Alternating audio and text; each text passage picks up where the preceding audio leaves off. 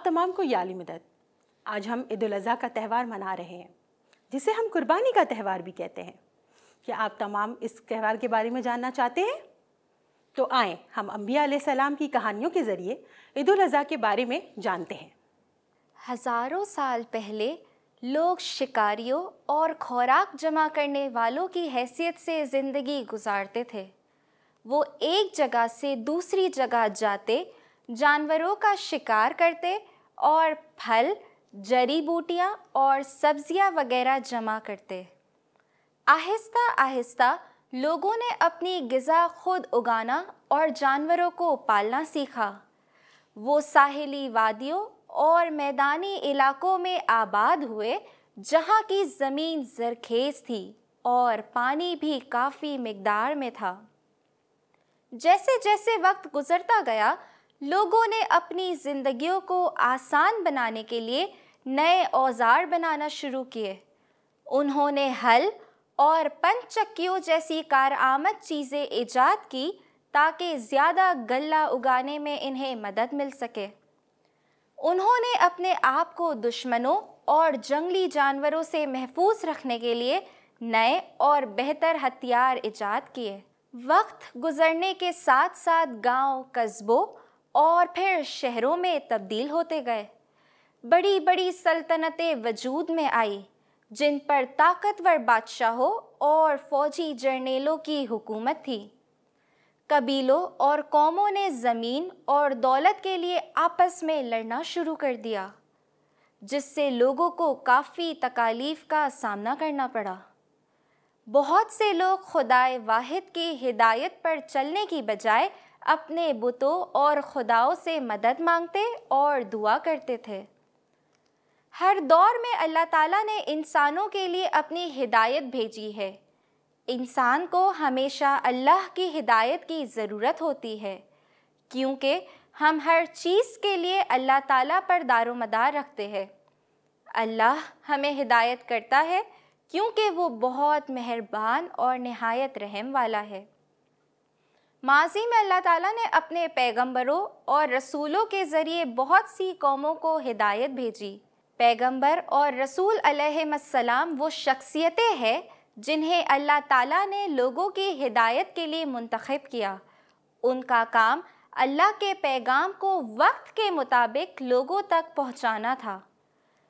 कुरान पाक में हमें कई पैगंबरों और रसूलों के बारे में तालीम देता है, जैसे हज़रत आदम अलैहिस्सलाम, हज़रत नूह अलैहिस्सलाम, हज़रत इब्राहीम अलैहिस्सलाम, हज़रत मूसा अलैहिस्सलाम, हज़रत ईसा अलैहिस्सलाम और ख़ातिमुल नबिय्यीन हज़रत मोहम्मद मुस्तफ़ा सल्लल्लाहु अलैहि वसल्लम, जो अल्लाह के आखिरी रसूल है।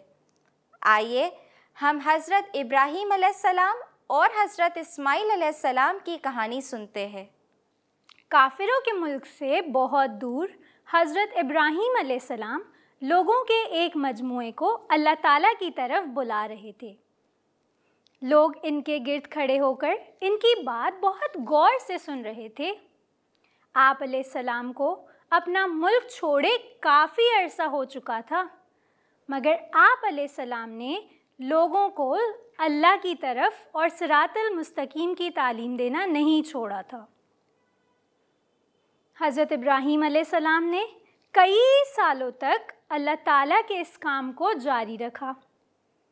इस दौरान इनके यहाँ कोई औलाद ना हुई। जैसे जैसे दिन गुज़रते गए, औलाद के लिए इनकी ख्वाहिश बढ़ती गई।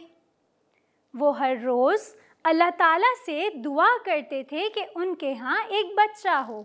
आखिरकार अल्लाह ताला ने आप अलैहिस्सलाम की दुआ कबूल कर ली और आपके घर आपकी बीवी हज़रत हाजरा रज़ी अल्लाह ताला अन्हो से एक बेटा पैदा हुआ।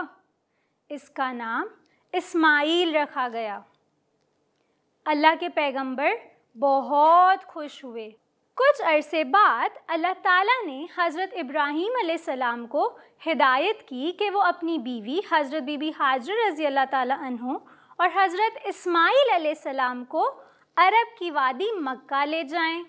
अल्लाह के हुक्म पर अमल करते हुए हज़रत इब्राहीम अलैहिस्सलाम ने अपने ख़ानदान को वादी में छोड़ा और अपना सफ़र जारी रखा। आप अलैहिस्सलाम जानते थे कि अल्लाह इनके ख़ानदान की अच्छी तरह हिफाजत करेगा।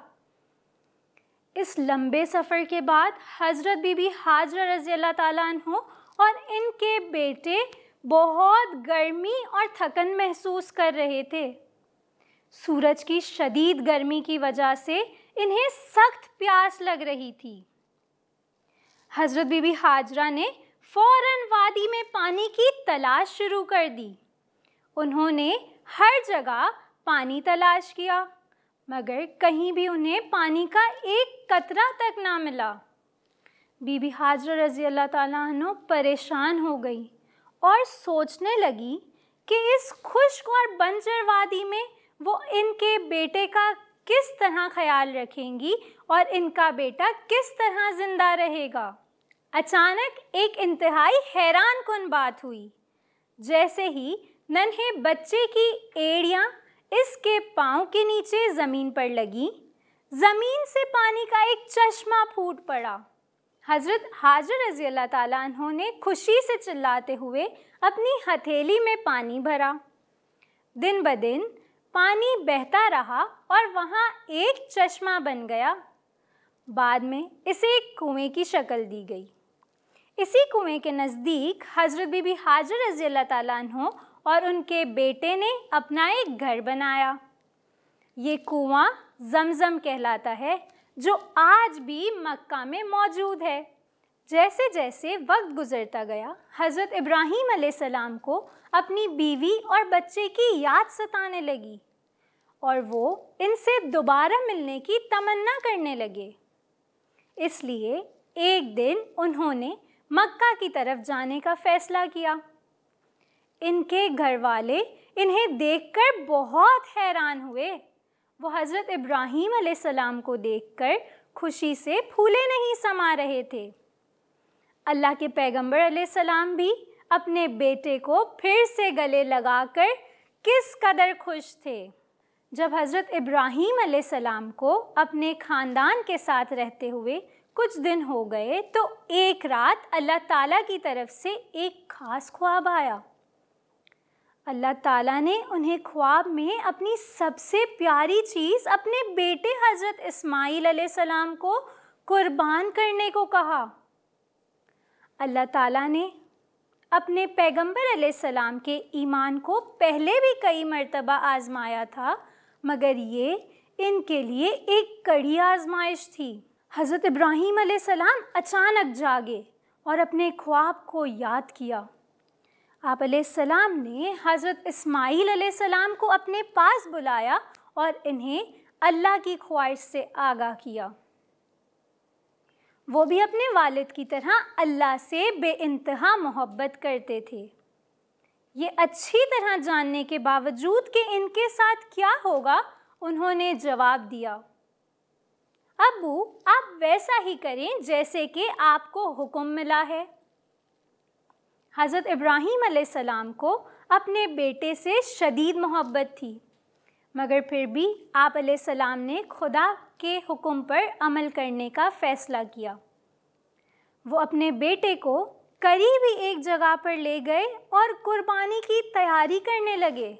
हज़रत इब्राहीम अलैहिस्सलाम और हज़रत इस्माईल अलैहिस्सलाम के लिए ये इंतहाई मुश्किल वक्त था। ये ऐसा वक्त था कि जब इन्हें अपना तमाम तर भरोसा और ईमान अल्लाह पर रखना था। इससे पहले भी दोनों को कभी भी इस कदर हौसले की ज़रूरत महसूस नहीं हुई थी जितनी कि अब हो रही थी। हज़रत इब्राहीम अलैहिस्सलाम अपने बेटे को अल्लाह की राह में कुर्बान करने लगे थे कि आप अलैहिस्सलाम को एक आवाज़ सुनाई दी, ए इब्राहीम अलैहिस्सलाम, तुमने ख्वाब को पूरा कर दिया। अल्लाह ने आप अलैहिस्सलाम से फरमाया। हज़रत इब्राहीम अलैहिस्सलाम यकीनन अपनी ज़िंदगी के मुश्किल तरीन इम्तिहान में कामयाब हो चुके थे। अल्लाह का हुक्म हुआ कि हज़रत इस्माईल अलैहिस्सलाम की बजाय इसकी राह में एक दुम्बे की कुर्बानी की जाए। हज़रत इब्राहीम अलैहिस्सलाम ने अपने बेटे को सीने से लगा लिया। इनका दिल खुशी से भर गया। दोनों में से किसी ने एक लम्हे के लिए भी खुदा की नाफरमानी के मुतल्लिक नहीं सोचा था। इनका खुदा पर ईमान पहाड़ की तरह मजबूत और समंदर की तरह गहरा था।